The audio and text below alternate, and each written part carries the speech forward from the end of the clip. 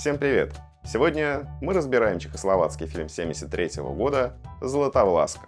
Чем он меня заинтересовал? Во-первых, это фильм из моего детства, а наш канал называется «Моя ностальгия». А во-вторых, в его сюжете есть очень много базовых, я бы даже сказал, архетипических элементов, по которым легко восстановить его исторические основы. Чем мы сегодня и займемся. Но сначала небольшое отступление. Недавно я прочитал две очень интересные книги за авторством Владимира Пропа «Морфология волшебной сказки» и «Исторические корни волшебной сказки», которые буквально перевернули мое представление о том, что же такое сказка. Не секрет, что сценарии многих фильмов, комиксов, видеоигр основаны на классических сказочных сюжетах. Однако мало кто знает, что при всем их многообразии большинство волшебных сказок восходят всего лишь к нескольким сюжетам, которые объяснимы с позиции истории и этнографии. Зная их, вы сможете понимать структуру практически любого приключенческого сюжета, а возможно и сочинять свои собственные. Этими удивительными знаниями я спешу поделиться со своими подписчиками. Для начала несколько слов об авторе. Владимир Яковлевич Проп, советский филолог, фольклорист, профессор Ленинградского университета, автор сравнительно-типологического метода в фольклористике, получившего международное признание. Большинство своих гипотез Проп строил на основе русских народных сказок. Почему? Хотя сказки Западной Европы имеют те же корни, они дошли до нас в литературных обработках сразу нескольких писателей, из-за которых оригинальные сюжеты претерпели большие изменения. В какой-то мере это хорошо. Сказки стали более разнообразными, приобрели новые формы. Однако отыскать в них исторические корни гораздо сложнее. «Златовласка» интересна тем, что в ней одинаково хорошо видны как истоки сказочных сюжетов, так и попытки их переосмысления. В начале сказки мы знакомимся с одиноким и немолодым королем, который, как и полагается королю, живет в замке. Его охраняет верная стража.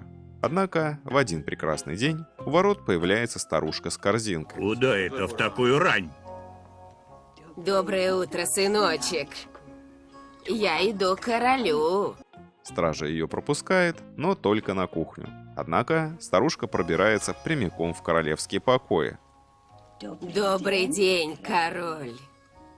Добрый день. Где дарит королю внезапно змею. Так у тебя хватает дерзости шутки со мной шутить? Нет. Если король ее зажарит и съест, то научится понимать язык птиц и зверей. Кто съест эту змею, станет понимать язык всякого живого существа в воздухе, на земле и в воде. Этого не может быть. Ей-богу, правда. На первый взгляд, здесь очень много странного. Почему старушка со змеей идет не к повару, а к самому королю? Почему змея? Ведь это могла быть более привычная рыба или даже курица.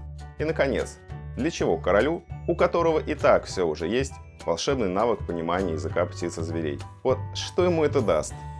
Вероятно, подобными вопросами задавался и Константин Паустовский, который в своем переводе чешской сказки «Златовласка» заменил змею на рыбу.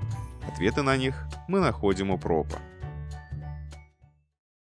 Изучая описание быта туземных племен Африки, Южной Америки и Океании, которые к началу 20 века еще сохраняли образ жизни охотников и собирателей, Проп обратил внимание на обычаи инициации. По достижении определенного возраста юноши племени, будущие охотники, уводились из дома в лес. Родители провожали их как на смерть и на полном серьезе оплакивали. В лесу стоял дом, иногда молодые люди сами же его и строили, в котором проходило таинство. В этом мужском доме над ними совершалось множество обрядов. Там они постигали секреты, которые должны были помогать им в будущей охоте. Иногда архитектура этого дома носила черты животных. К примеру, вход в него часто был стилизован под пасть змея, который как бы проглатывал юношей, в чреве которого они и постигали волшебные навыки. По мере перехода охотничьих племен к скотоводству и земледелию, смысл прежних ритуалов утрачивался, и они обретали форму мифа. В самых ранних версиях мифа персонажа проглатывал добрый змей, из чрева которого герой выходил со знанием языка птиц и зверей, что должно было помогать ему в будущей охоте. Однако польза этого навыка для пахарей и пастухов была уже сомнительной, и в более поздних сказках в животе у змеи герой просто находил сокровища или спасал людей, проглоченных им ранее. От того твои мучения, что без Божия веления проглотил ты средь морей 30 кораблей. Если дашь ты им свободу, снимет Бог с тебя невзгоду. А из волшебного помощника змей превратился в злого монстра, дракона, змей Горыныча или Чудо-Юду, который хочет съесть главного героя. Так родился знаменитый сюжет змееборчества, где змей вообще не проглатывал героя, а побеждался в поединке. В Златовласке мы наблюдаем интересную инверсию. Не змей проглатывает героя, а герой съедает змею. С точки зрения сказочного сюжета это абсолютно равнозначно, так как в любом случае происходит взаимопроникновение героя и змея. Тут уместно вспомнить и библейский миф, где у нас тоже есть и змей, и знания, которые Адам и Ева получают через пищу. Вы меня звали, пан король? Милый Иржик, приготовь мне на обед эту редкостную рыбу. Хорошо, пан король. Но вот что я тебе скажу. Не вздумай попробовать хотя бы крошечку. Не то поплатишься головой. Согласно Проппу, любой запрет в сказке идет в паре с его нарушением. Что я буду за повар, если не попробую то, что готовлю? Надо попробовать. Как хороший повар, Иржик пробует змею и сам, и вместе с королем начинает понимать зверей и птиц. Король быстро понимает, что повар его обманул. Случайно они становятся свидетелями спора двух птичек. Дай мне этот золотой волосок. Не дам. Он мой. Я его подобрал. Вот ты и выдал себя, Иржик. За это тебя ждет смерть. Но если ты за 1 год и 1 день найдешь златовласую панну, я тебя помилую. И в наказание за ослушание король отправляет Иржика за этой принцессой. Здесь мы видим переосмысление еще одного древнейшего сюжета. Некий король становится старым и хочет женить свою дочь.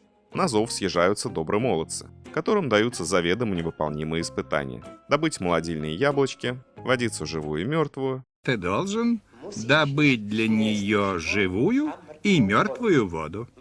Одним словом, принести то не знаю что. Главный герой отправляется в путешествие, по пути встречая волшебных помощников. Отведай морковочки, зверь невиданный. Благодаря которым он успешно справляется с испытаниями, женится на принцессе и становится новым королем.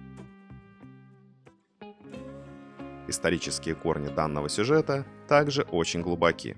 В традиционном обществе вождь считался живым олицетворением племени, поэтому было очень важно, чтобы он всегда оставался молодым, здоровым и сильным. Время его правления было ограничено. По истечении срока старого властителя ритуально убивали, или он убивал себя сам. Но прежде он должен был женить свою дочь, через брак с которой самый достойный кандидат становился новым правителем. Женись уж наконец и замени меня. Естественно, старый король умирать не хотел, и потому давал заведомо невыполнимые испытания. Так вот, коли жених с головой, как ты говоришь, пушай от своего крыльца до нашего дворца. Предъявит мост инженерной системы. И чтоб из хрусталя. Его дочь оказывалась в сложной ситуации. С одной стороны, ее племени был нужен молодой и сильный лидер.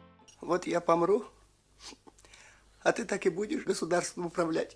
Но для этого должен был умереть ее отец. Поэтому, в зависимости от сюжета, принцесса могла как помогать, вспомним красавицу Ариадну из Илиады, которая всячески помогала Тесею победить Минотавра.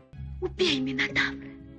Эта нить поможет тебе найти дорогу обратно. Так и вредить главному герою. В Златовласке персонаж старого короля как бы раздваивается. Несмотря на то, что Иржик не претендует ни на какое королевство, и вообще он едет за невестой для своего господина, отец Златовласки все равно дает ему 3 испытания. Таким образом, под новым сюжетом неизменно проступает старый, как бы напоминая нам об истинных мотивах персонажей. В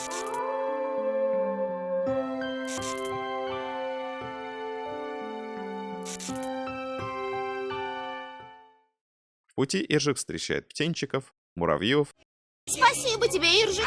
Если понадобится помощь, вспомни о нас.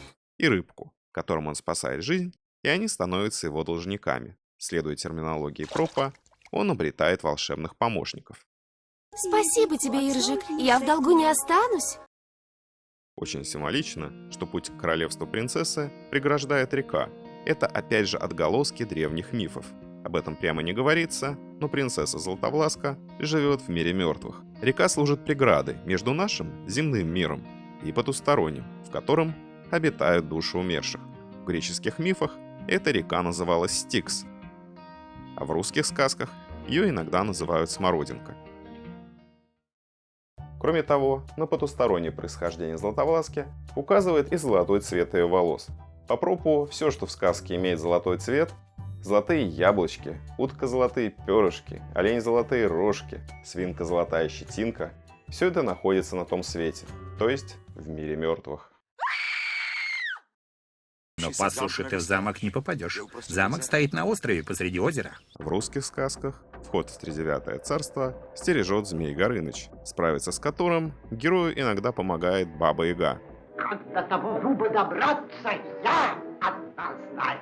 Но змею герой уже съел. А в одной сказке не может быть и съедения змеи, и змееборчества, так как эти мотивы взаимоисключающие. А Баба-Яга в качестве волшебного помощника, волшебной помощницы была переосмыслена в старушку, которая и угостила героя змеей. Нет, не верю. Ну какая же ты Баба-Яга? Опять не веришь? Ну чего же мне тогда не хватает? Избушки на курьих ножках. В результате Иржик просто обменивает своего коня на лодку и легко переправляется на ту сторону. Как уже говорилось, отец Златовласки – это другая ипостась старого короля, на чьей дочери должен жениться главный герой. Иржик получает 3 заведомо невыполнимых задания. У моей Златовласки было драгоценное жемчужное ожерелье. Но нитка разорвалась, и жемчуг рассыпался в траве на этом вот лугу. Так вот, прежде чем солнце сядет, ты должен собрать все жемчужины, все до единой. Собрать жемчуг в густой траве, найти кольцо в глубокой реке и добыть живой и мертвой воды. Благодаря своим помощникам Иржик успешно справляется с заданиями. Для чего же нужны все эти испытания? Ну, во-первых, они занимают время, а значит, помогают старому королю отсрочить неминуемую гибель. А во-вторых, их успешное преодоление является хорошим знаком того, что главному герою помогают потусторонние силы, а значит, они будут помогать ему и дальше, когда он станет новым королем. С помощью живой воды Иржик оживляет муху, которая помогает ему преодолеть последнее испытание – выбрать невесту из 12 дочерей короля, которым закрывают лица. Для чего это нужно? Ведь герой уже честно выполнил 3 задания. Почему ему не отдают Златовласку? Поскольку Иржик попадает на тот свет, в королевстве за рекой, Златовласка находится в виде бестелесной души, не имея физического облика. А значит, и узнать ее по внешности невозможно.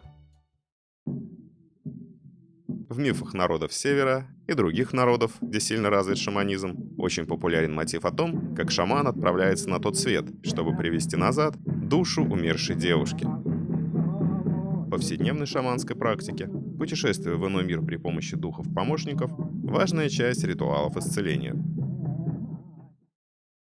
Шаман должен раздать поручение вызванным еще вчера духом-помощникам. Им надлежит зорко следить, чтобы изгоняемый дух болезни не сбежал по дороге, чтобы какой-нибудь из живущих на небесных слоях злой дух не напал на шамана сзади или сбоку. Дойдя до места, откуда уже видно жилье стариков-абагыларов, шаман обращается к ним с просьбой притянуть своего заблудившегося сына. Иногда вместо шамана туда отправляются отец или возлюбленный покойницы. Совсем как в греческом мифе Орфей и Евридика. На том свете герою предстоит ее узнать среди таких же бесплотных душ. Хороши получились. Водянистые, прозрачные. Таким образом, отец Златовласки одновременно выступает и повелителем царства мертвых.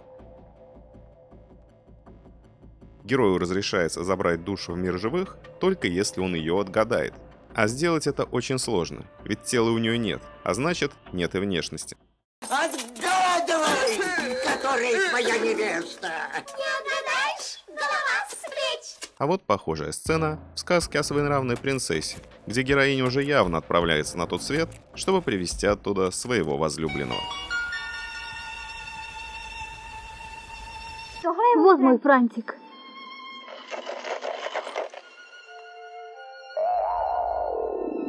Франта. Юленька.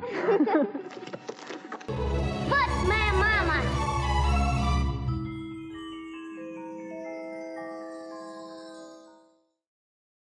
Взаимное наложение двух сюжетов нас смущать не должно, ведь, находясь на том свете, принцесса должна соответствовать его правилам.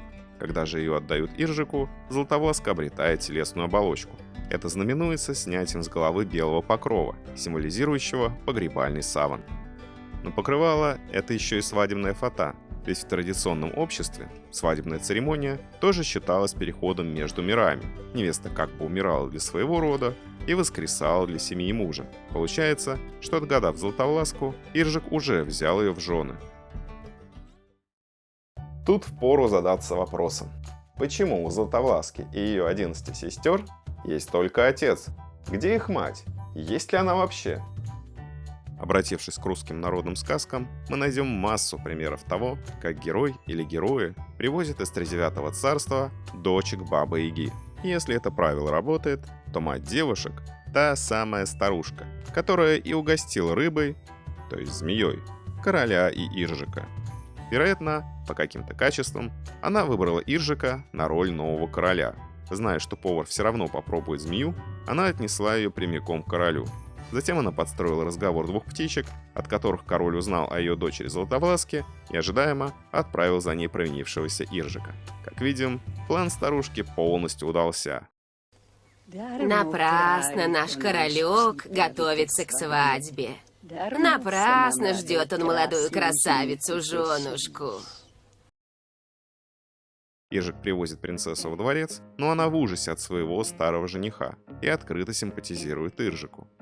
Я люблю тебя, Златовласка, и жизнь без тебя не имеет смысла. Как? Отрубить ему голову? Видя это, король приказывает отрубить ему голову. Однако Златовласка воскрешает героя при помощи живой и мертвой воды.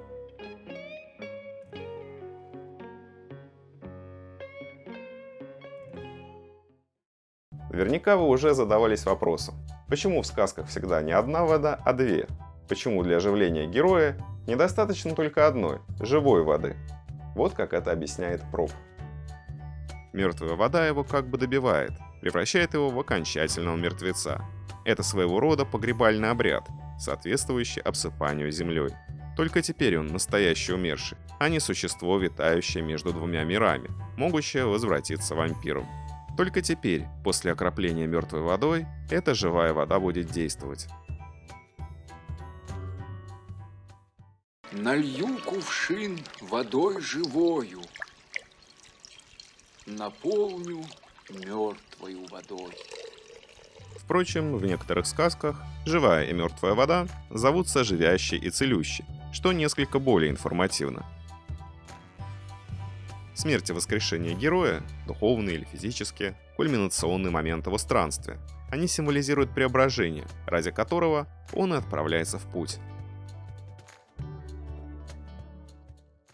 Он стал куда красивее, чем был. И моложе.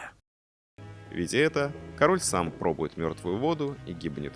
Красивее и моложе.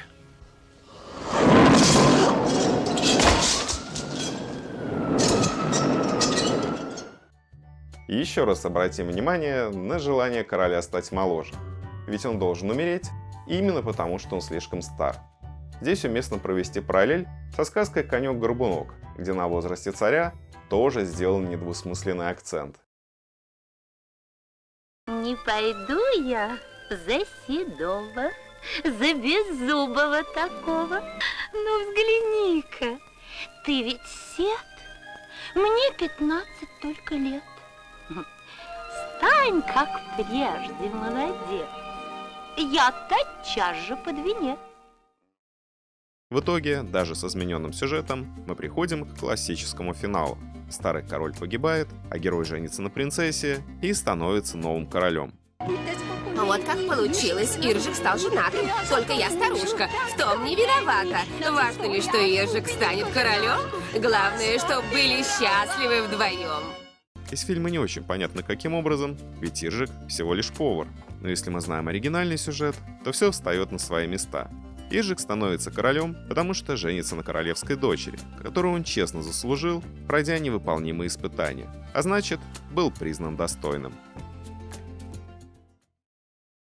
Наш обзор подошел к концу. Надеюсь, вам было интересно так же, как и мне. Пишите в комментариях, какие еще сказки вы хотели бы разобрать с точки зрения их исторических корней.